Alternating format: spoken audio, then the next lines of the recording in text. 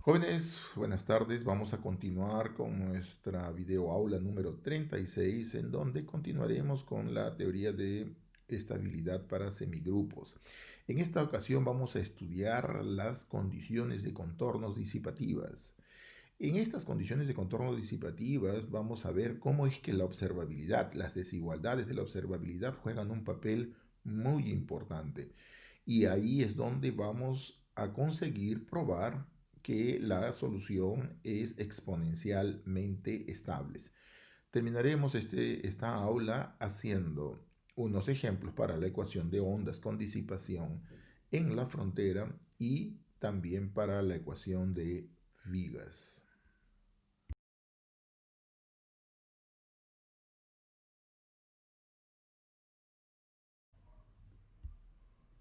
Comenzaremos recordando el teorema de Jan-Proust.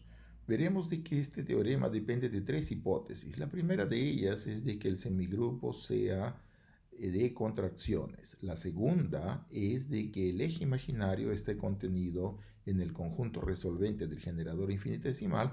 Y la tercera es de que el operador resolvente sea uniformemente limitado sobre todo el eje imaginario. En esta oportunidad vamos a tratar sobre disipación en la frontera, o sea, vamos a utilizar las desigualdades de observabilidad para poder mostrar de que la disipación en la frontera produce estabilidad exponencial en el modelo. Y justamente la observabilidad está dada para el sistema resolvente. También veremos o recordaremos la holomorfía del operador resolvente. Y esto es muy importante para poder mostrar de que el operador resolvente es uniformemente limitado, sobre todo el eje imaginario. Vamos a mostrar apenas de que sea uniformemente limitado para lambda grande, porque en las partes limitadas el semigrupo, por causa de la continuidad, el operador resolvente ya es un conjunto limitado. Y con con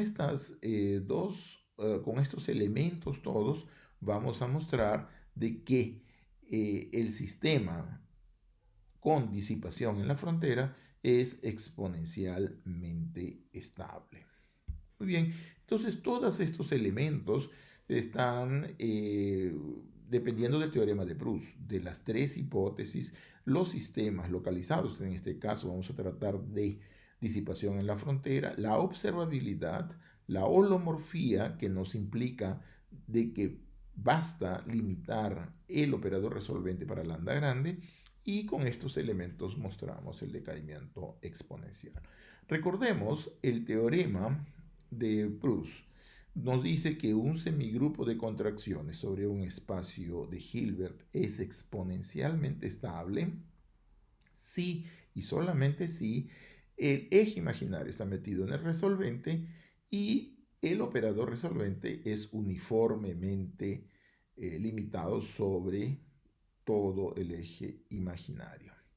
Para probar este teorema, o sea, para utilizar este teorema y probar la estabilidad exponencial del semigrupo, necesitamos primero demostrar que el eje imaginario está metido en el conjunto resolvente. Para esto vamos a hacer que el eje está, ¿no?, en el resolvente. Observe el gráfico aquí. El gráfico del plano complejo, el eje imaginario con la parte real, o sea, el eje imaginario es toda esa línea verde que nosotros tenemos, y es sobre esa línea que nosotros debemos demostrar que el operador resolvente está uniformemente limitado, o sea, es limitado cuando lambda se aproxima al infinito. Recordemos que por el teorema de Hill y Yoshida, toda esa área verde que nosotros vemos ahí pertenece al conjunto resolvente, y más todavía, el operador resolvente es limitado, uniformemente limitado en toda esa área verde. Muy bien, ningún elemento, por tanto, del espectro está en el eje imaginario, o sea, debe de estar, o sea, ningún elemento del espectro debe de estar en el eje imaginario. Ahora, en el caso de que el dominio de A tenga inmersión compacta en el espacio de fase, recordemos que el espectro de A es formado exclusivamente por autovalores. En este caso, probar que el eje imaginario está metido en el resolvente es equivalente a probar de que no existe ningún autovalor imaginario. ¿Correcto? Muy bien, vamos a recordar un poco la holomorfía del operador resolvente. Fíjense, el operador resolvente es un operador que está definido sobre una parte del plano complejo y que toma valores en el conjunto LDH de las funciones lineales y continuas definidas sobre H en H, los operadores. El operador resolvente en lambda es dado por lambda i menos a la menos 1. Observe que lambda en este caso es un número complejo. Si nosotros tomamos la diferencia para poder mostrar la holomorfía, esa por definición es esa diferencia de esos dos elementos. Vamos a tomar como factor común el producto de lambda identidad de A menos 1 con mu identidad menos A a la menos 1. Y observemos de que se obtiene exactamente la expresión que nosotros tenemos ahí. Observamos que en el último corchete, menos A y A se cancelan y entonces obtenemos simplemente esta identidad. Muy bien. Escrita en términos de R sería el producto de R de lambda por R de U que multiplica a mu menos lambda. Entonces dividimos esto por la diferencia mu menos lambda y tomamos límite. Al momento de tomar el límite cuando mu se aproxima en lambda, vamos a obtener que él va a ser igual a menos mu identidad menos a elevado al cuadrado. O sea, existe el límite complejo dentro de cualquier abierto. Esto significa de que la función eh, resolvente, el operador resolvente, es una función holomorfa. Muy bien, entonces esto significa que la derivada con relación a mu del operador resolvente es menos mu identidad menos a elevado a la menos 2. En términos compactos tenemos esta desigualdad. Y en particular esto significa de que el operador resolvente es un operador continuo. Por tanto, si nosotros estamos tomando lambda dentro de un intervalo limitado, entonces el operador ya automáticamente va a ser limitado. Y por tanto, para poder estimar todo esto sobre el eje imaginario, basta estimar el operador resolvente para valores de lambda grande. Muy bien, nosotros en el video anterior vimos la ecuación de ondas con disipación localizada. Observen, la disipación puede estar en cualquier punto del intervalo entre 0 y L. Ahora nosotros vamos a ver un caso diferente de disipación, cuando la disipación está concentrada en la frontera, o sea, en un único punto. Vamos a considerar nuestra ecuación de ondas. En este caso, observen, no existe mecanismo disipativo distribuido a lo largo del intervalo 0L.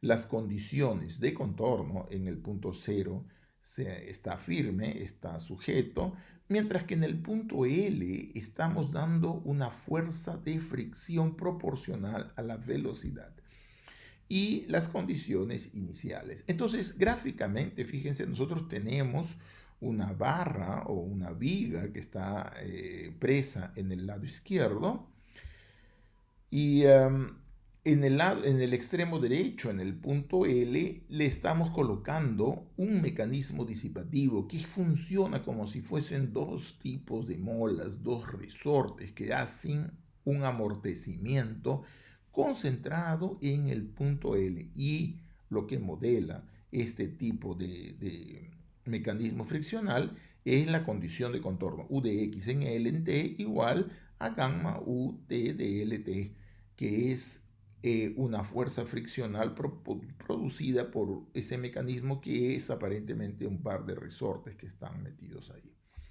Muy bien, entonces la ecuación de ondas es dada por esta condición con su condisipación disipativa. Ahora fíjense, vamos a encontrar la energía aquí. Y por ahí esto vamos a multiplicar por UT toda la ecuación. Multiplicando por UT obtenemos, e integrando sobre 0 a L, obtenemos que UTT menos la integral de 0 a L de UXX es igual a 0.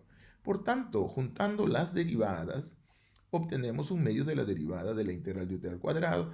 Y en la hora de hacer la integración por partes en la segunda integral, observe que tenemos un término puntual.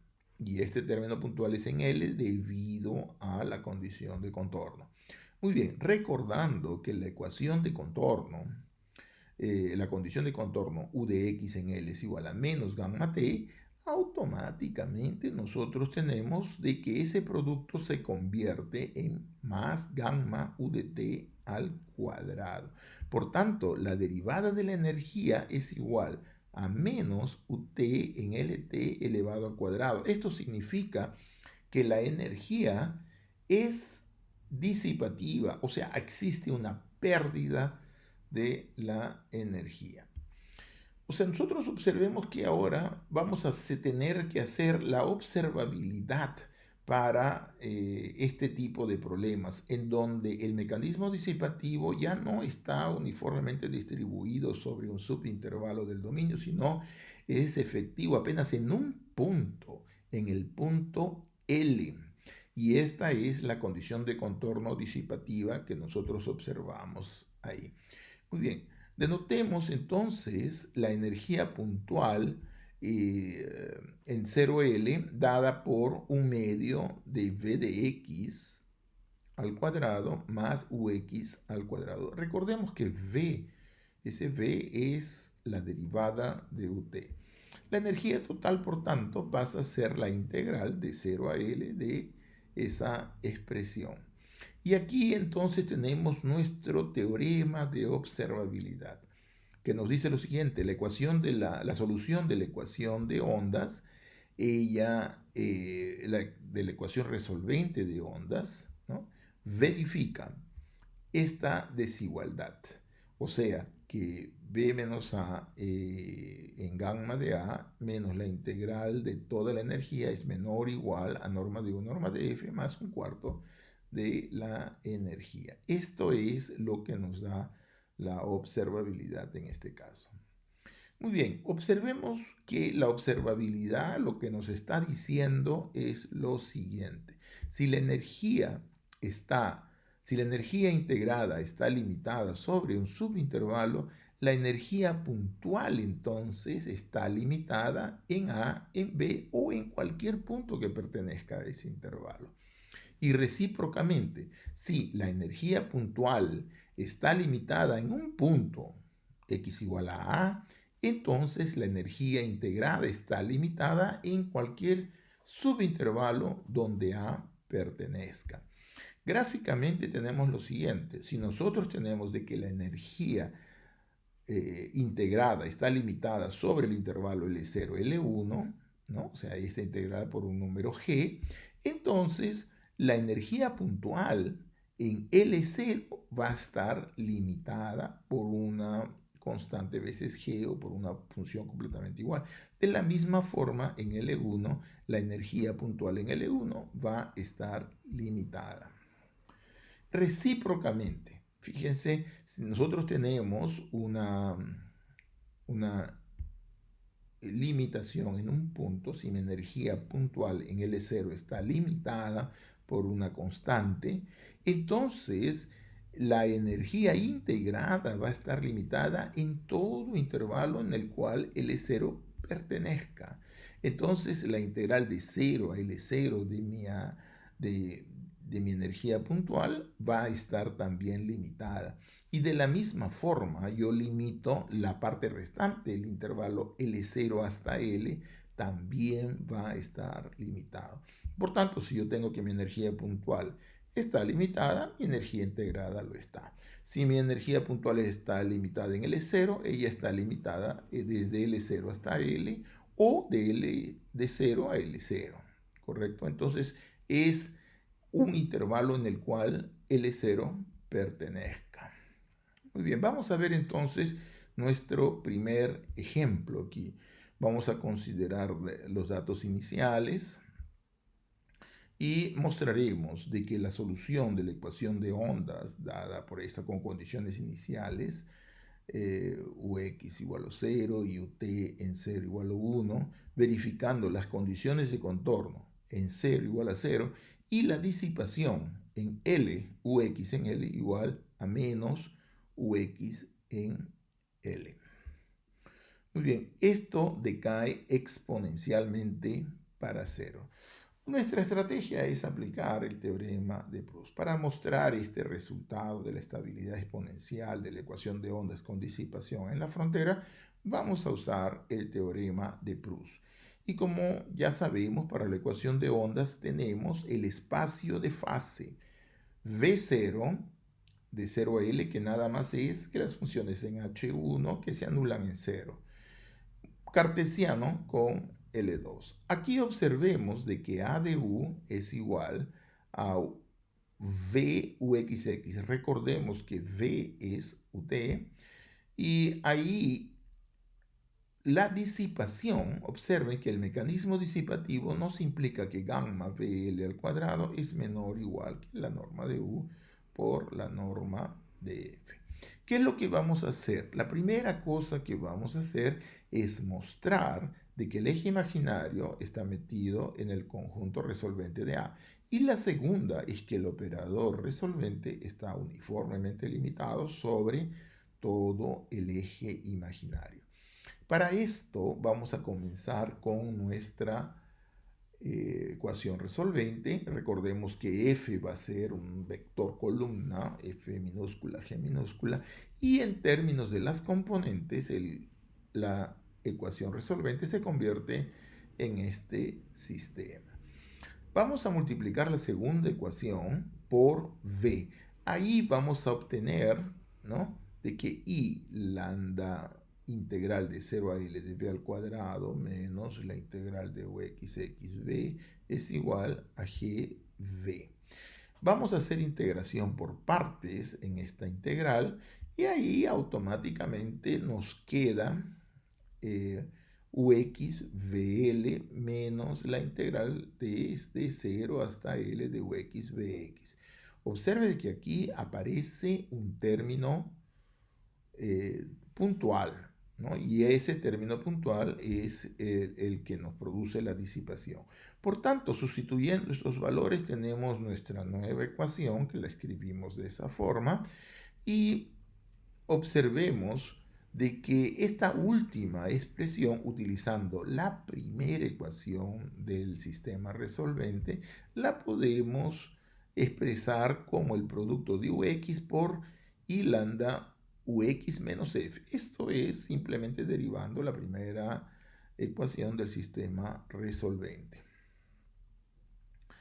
Muy bien, ahora recordemos de que la parte disipativa Ux de L es igual a menos V de L. Por tanto, el producto que tenemos ahí es igual a más VL al cuadrado. Entonces, tomando la parte real y observando de que la primera integral, así como la tercera integral del primer miembro, son números imaginarios puros, entonces esos dos términos se nos cancela y obtenemos simplemente de que gamma VL al cuadrado es igual al real del producto interno de U con F.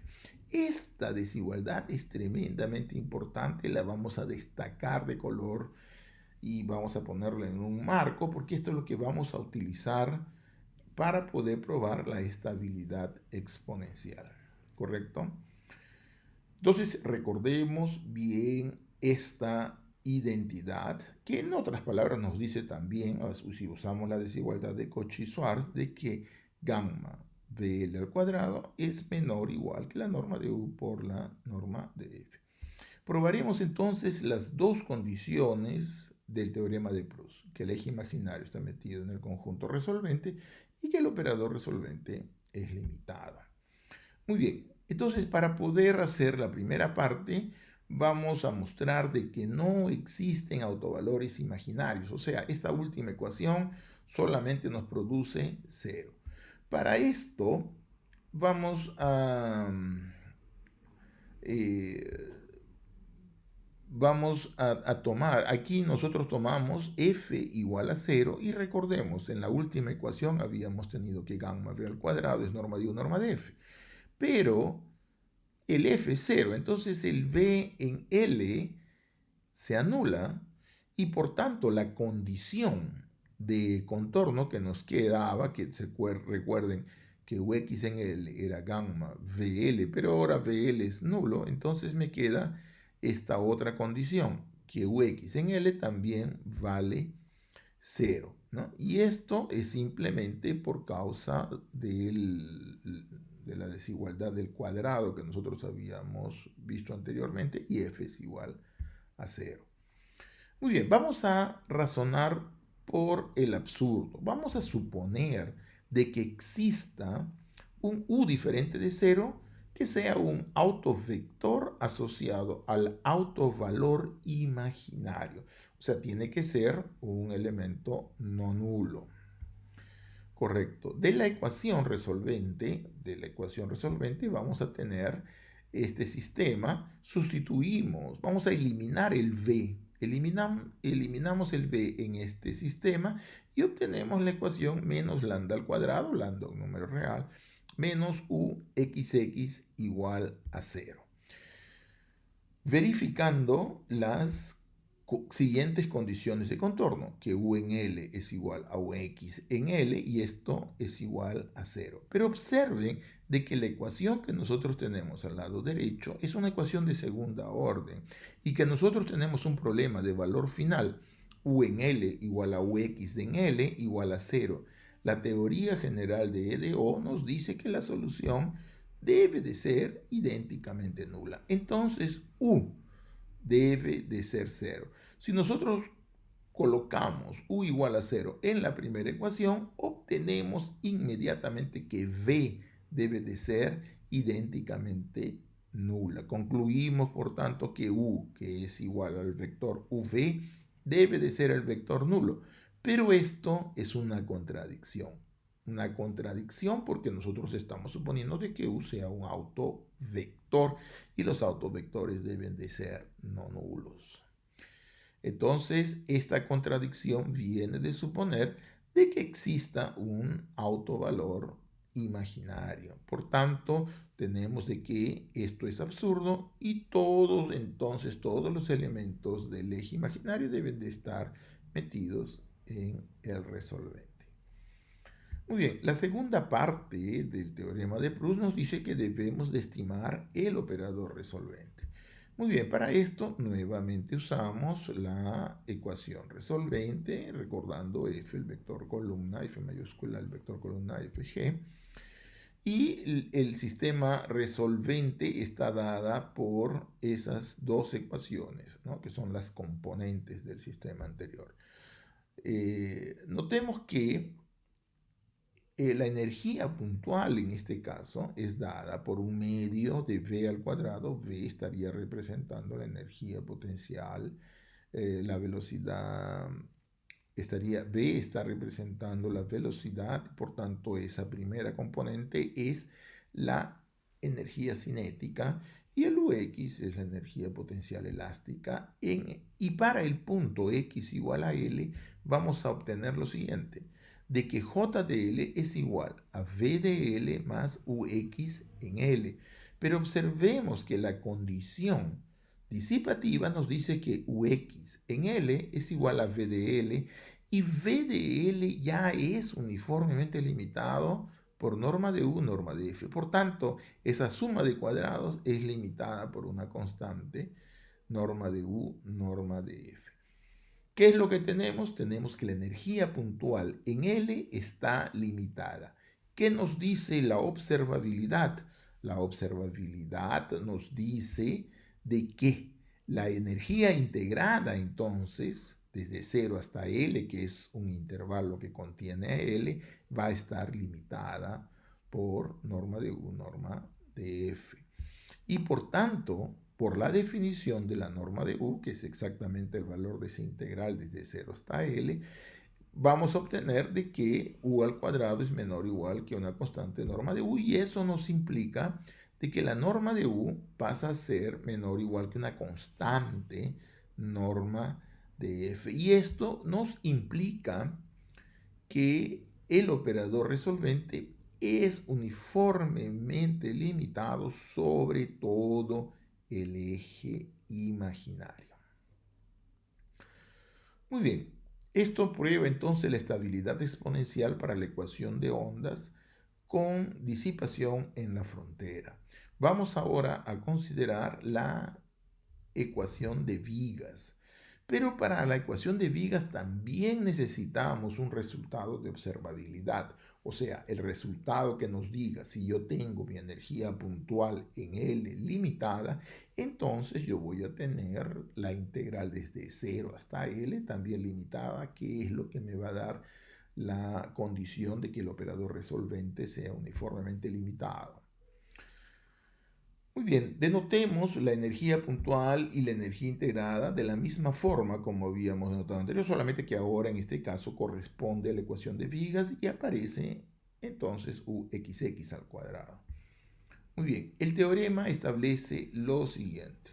La solución de la ecuación resolvente I lambda v menos v, I lambda u menos v igual a f en x variando en 0 a L con las condiciones de contorno. Observe que aquí nosotros tenemos que u y la derivada de u en 0 es igual a 0. O sea, que la viga en el punto x igual a 0 está bien asegurada y no existe movimiento en ese punto. Mientras que en el punto L, en el otro extremo de la viga, tenemos las condiciones de contornos señaladas ahí. Que la tercera derivada en L es igual a gamma veces ut y la segunda derivada en L es igual a menos uxt.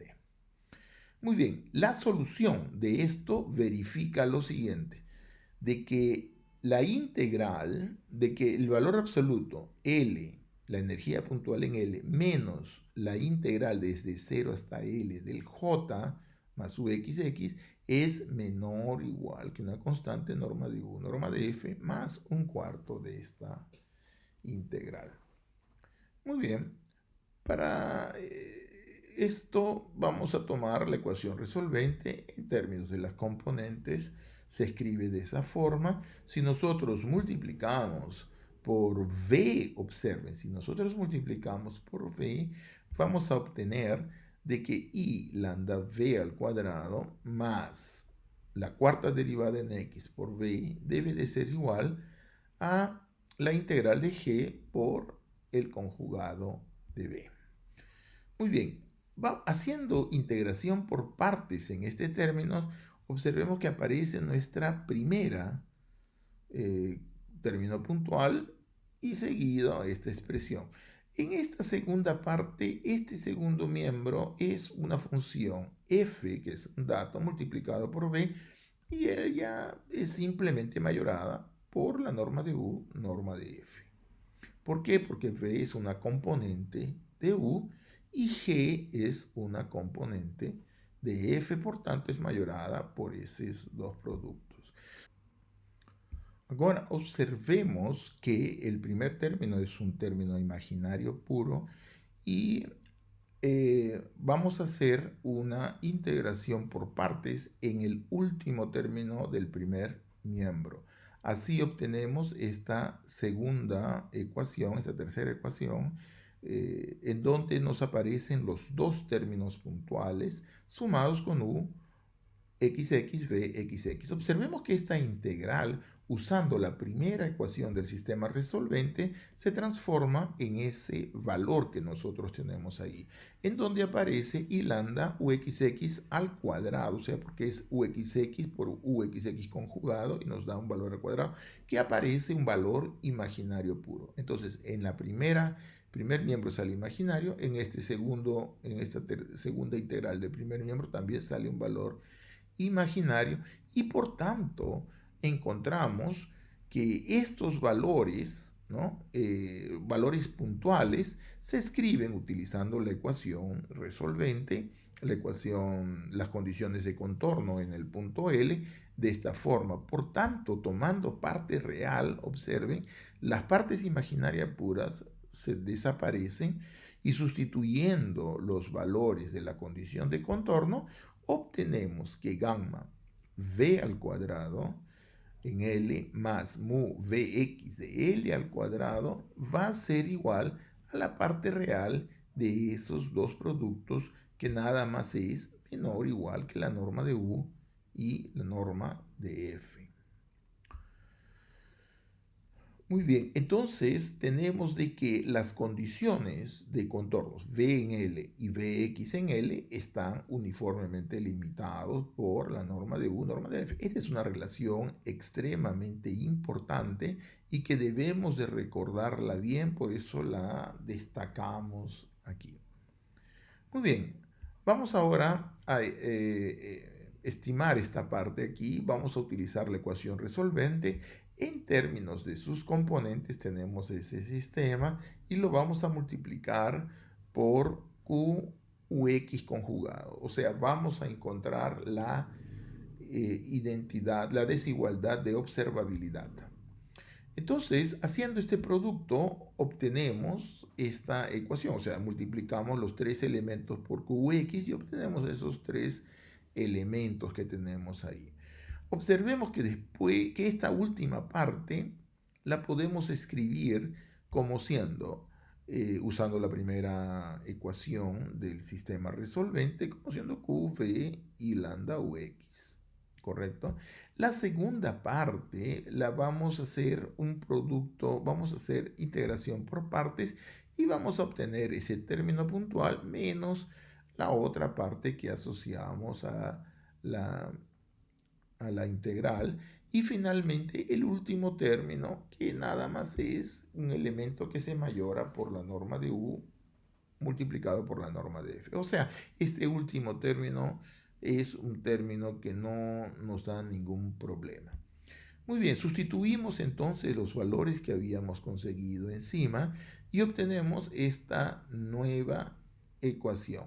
Observemos ahora que esta primera integral se puede escribir usando nuevamente la primera ecuación del sistema resolvente, que como menos la mitad de la integral de q derivada de b al cuadrado, ¿correcto? Menos la integral de qb f de x al cuadrado.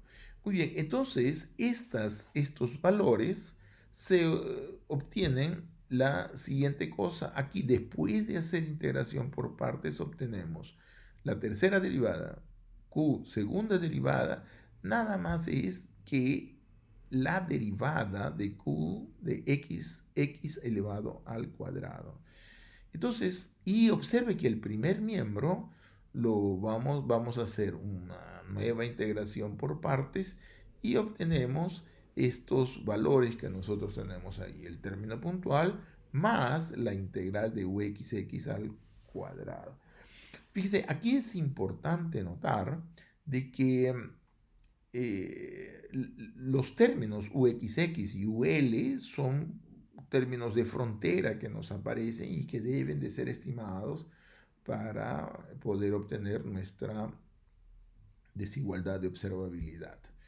Muy bien, entonces ahora, juntando y recordando la definición de la energía puntual, obtenemos esta identidad, que es menos la integral de Q derivada de la energía puntual, más la integral de 0 a L, y colocamos todos los términos puntuales en el segundo miembro. Muy bien, entonces aquí vamos a hacer un proceso de limitar el término puntual, los términos puntuales. Entonces tenemos tercera derivada en L, primera derivada en L, segunda derivada en L, primera derivada en L. Esto le sacamos el factor común UX en L y obtenemos esta identidad, ¿correcto? Ahora vamos a utilizar las condiciones de contorno. UX en L, tercera derivada en L, era V en L, y la segunda derivada de u en L era menos Vx en L. Entonces aquí tenemos esta expresión y recordando de que los términos son limitados, entonces vamos a hacer una desigualdad de Young y obtenemos simplemente con una constante grande en VL al cuadrado que suma Vx en L al cuadrado y una constante pequeña en la norma de Ux en L al cuadrado.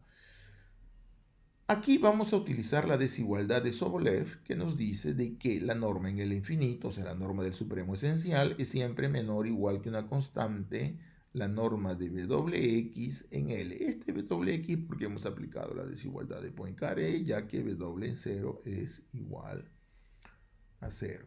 Muy bien, usando estas dos cosas llegamos simplemente a que es menor o igual que una constante que depende de norma de U, norma de F. Recordemos que esto es porque la energía puntual en L está limitada. Muy bien, entonces aquí nos da esta expresión y sale menor o igual que una constante epsilon integral de Ux al cuadrado. Muy bien, entonces esta última desigualdad ya básicamente nos da la ecuación de la observabilidad, porque le tomamos valor absoluto, o sea, hacemos la integración por partes en el término QJ de X y obtenemos la desigualdad de observabilidad que nos dice que esto va a ser menor o igual que la norma de U, norma de F más un cuarto de esa integral.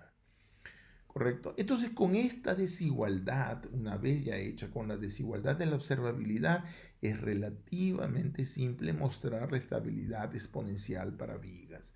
Entonces, comenzamos enunciando con este ejemplo, tomamos datos iniciales en el dominio del operador y mostraremos que la solución de la ecuación de vigas con disipación en la frontera, con esas condiciones de contorno, verificando las condiciones de fronteras disipativas, U en 0 da 0, Ux en 0 da 0, y la tercera derivada igual a gamma Ut, y la segunda derivada en Lt igual a menos gamma Uxt en L. Este sistema, la solución de ese sistema es exponencialmente estable. Muy bien, recordemos que el operador, el generador infinitesimal asociado a esta ecuación de vigas es esta matriz.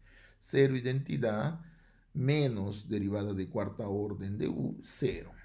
¿Correcto? Y ahí aparece nuestra ecuación resolvente que en términos de las componentes se escribe de esa forma. ¿Qué es lo que vamos a hacer? Vamos a verificar las condiciones del teorema de Proust. O sea, que el eje imaginario está metido en el resolvente y que el operador resolvente está uniformemente limitado sobre el eje imaginario.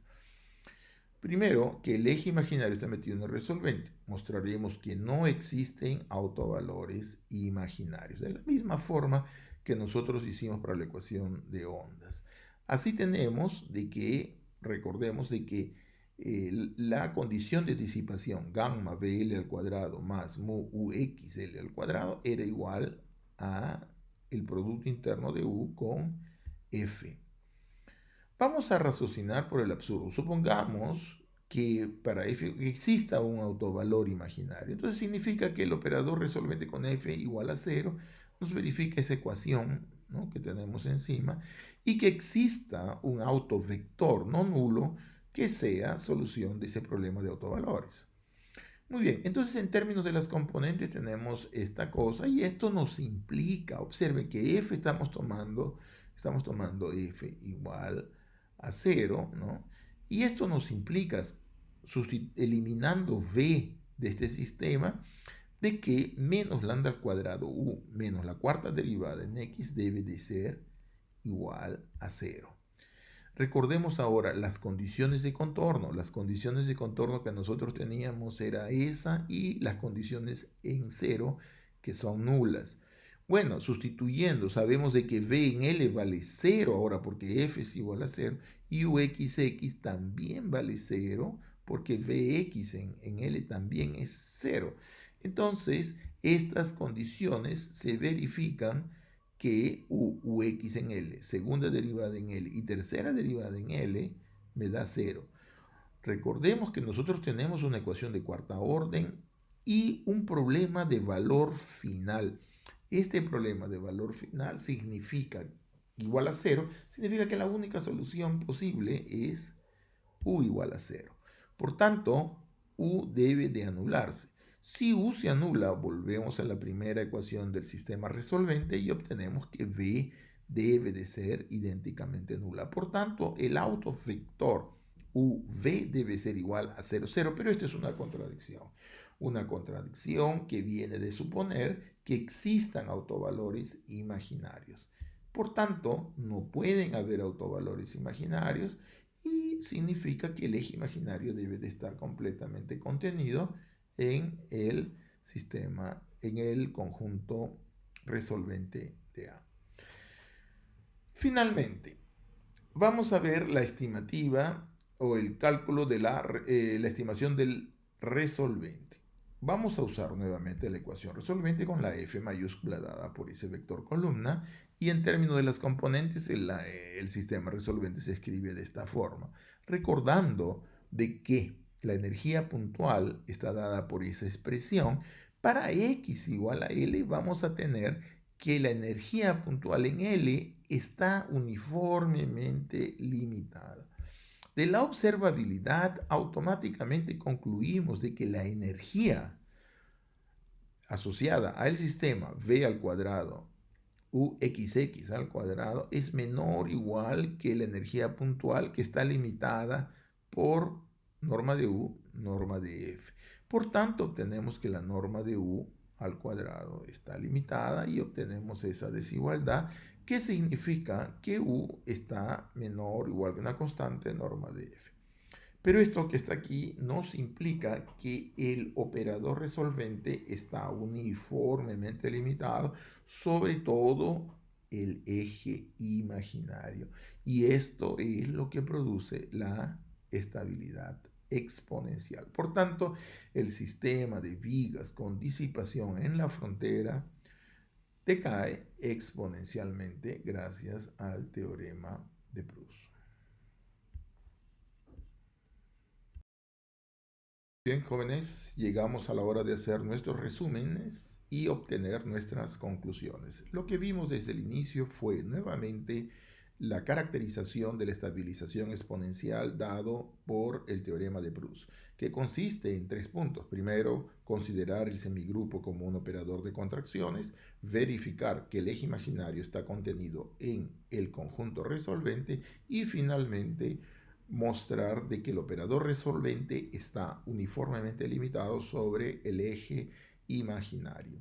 Recordamos también la holomorfía del operador resolvente, esto es, el operador resolvente en todos los puntos donde ella es definida, es una función holomorfa. Y esto quiere decir en particular que es continua, por tanto lleva limitados en limitados. Entonces, para poder obtener la limitación del operador resolvente sobre todo el eje imaginario, bastará obtener una limitación para los valores de lambda suficientemente grandes. Colocamos aquí los primeros ejemplos de disipación en la frontera para el caso de la ecuación de ondas y de vigas. Y mostramos a través de la observabilidad, tanto para ondas cuanto para vigas en el sistema resolvente, de que el semigrupo asociado a estos modelos es exponencialmente estable. En la próxima aula veremos cómo es que se aplica también esta observabilidad, no solo para mecanismos localizados, sino también para poder lidar, para poder manipular los valores de frontera que aparecen cuando uno realiza integración por partes.